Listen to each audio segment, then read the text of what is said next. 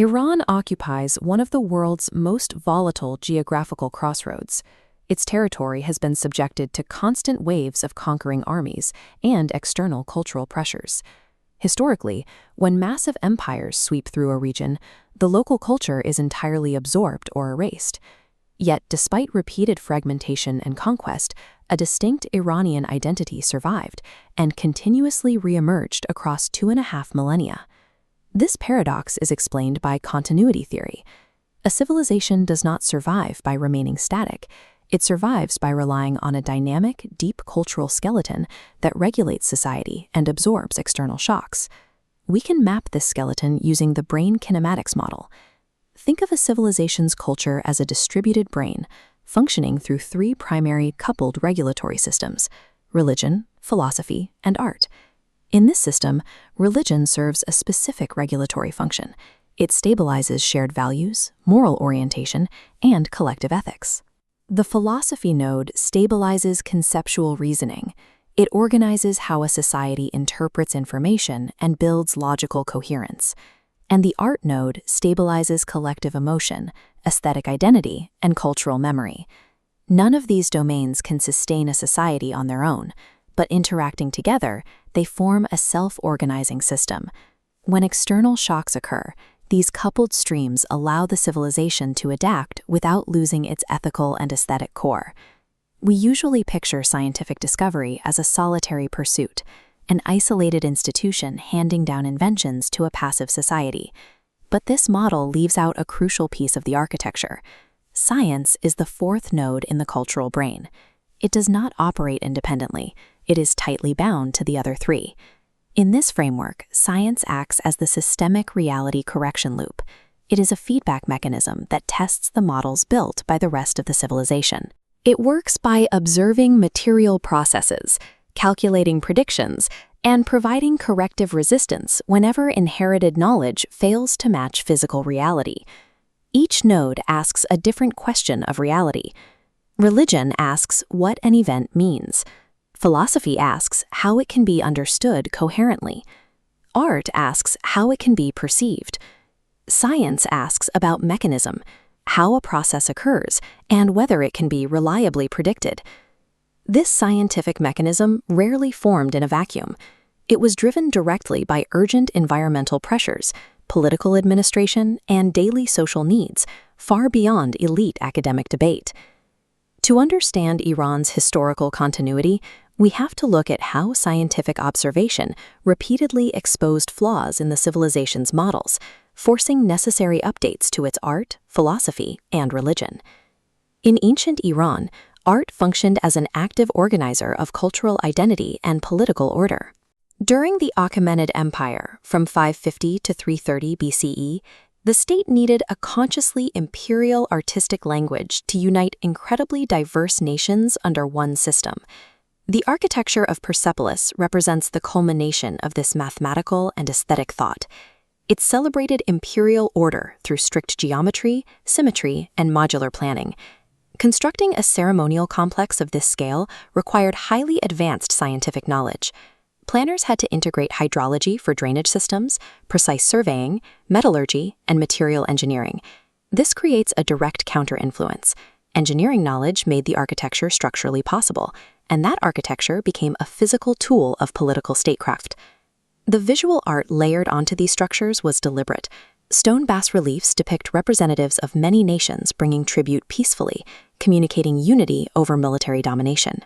At Persepolis, mathematical sciences were directly translated into aesthetic order. Engineering became architecture, architecture became art, and art stabilized the political philosophy of a massive empire. We see an even tighter coupling when we look at purely environmental challenges, like organizing a society in Iran's arid, semi-desert regions. This is a qanat. It is an underground system for conveying groundwater through gently sloping tunnels, standing as one of the most consequential scientific developments in the region's history. Building it required complex surveying knowledge to maintain a precise, continuous slope entirely underground.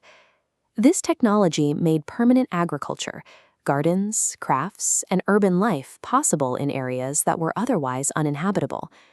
Because of the Qanat, entirely new social institutions emerged.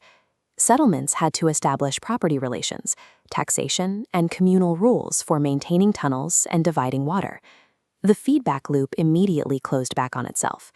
These massive social institutions now required increasingly precise administrative mathematics and written records to function across generations.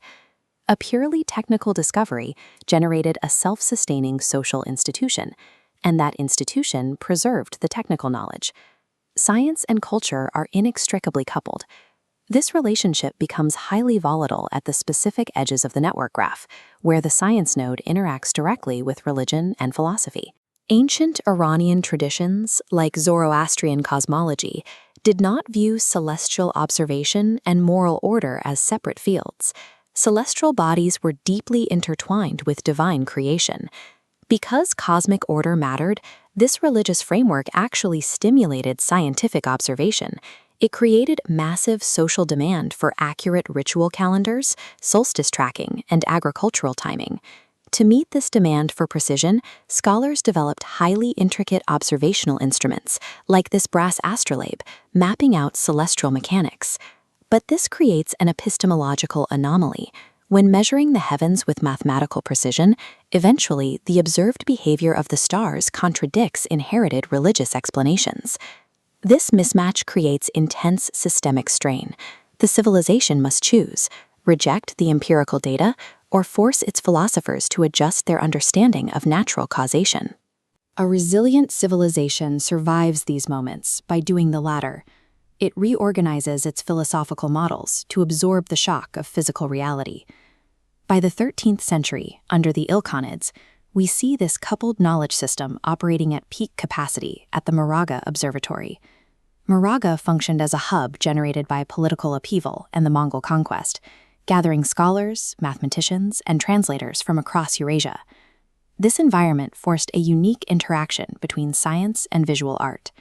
Producing accurate texts on anatomy, geometry, and astronomy required sophisticated scientific illustration. This illustration from a Persian manuscript shows how visual art incorporated this knowledge.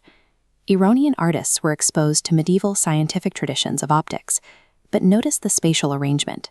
Despite access to optical science, Persian painters deliberately avoided single-point perspective. They made this choice to fulfill a different cultural objective. Their goal was narrative layering and spiritual depth. Flattened space and simultaneous viewpoints allow the viewer to understand multiple relationships at once, rather than merely replicating the optical view of a single retina. Scientific discovery does not force art into a single visual form. It provides new tools, and the culture selects how to use them based on identity. When we zoom out, we can see the entire cultural brain operating as a unified system. The life cycle of civilizational adaptation follows a clear sequence. An accumulated model faces a new observation. This creates a mismatch, which forces debate, ultimately resulting in a revised organization. In this context, science is not a static storehouse of final truths. It is a continuous mechanism for reducing the mismatch between cultural models and observable processes, but it depends on the rest of the network. Isolated scientific talent rarely survives without the institutional funding of politics, the conceptual clarity of philosophy, and the ethical bounds of religion. Across 2.5 millennia, Iranian resilience was achieved precisely because these streams were allowed to counter-regulate one another. A civilization's ultimate survival relies on its capacity to constantly test its inherited representations of the world against the stubborn resistance of reality.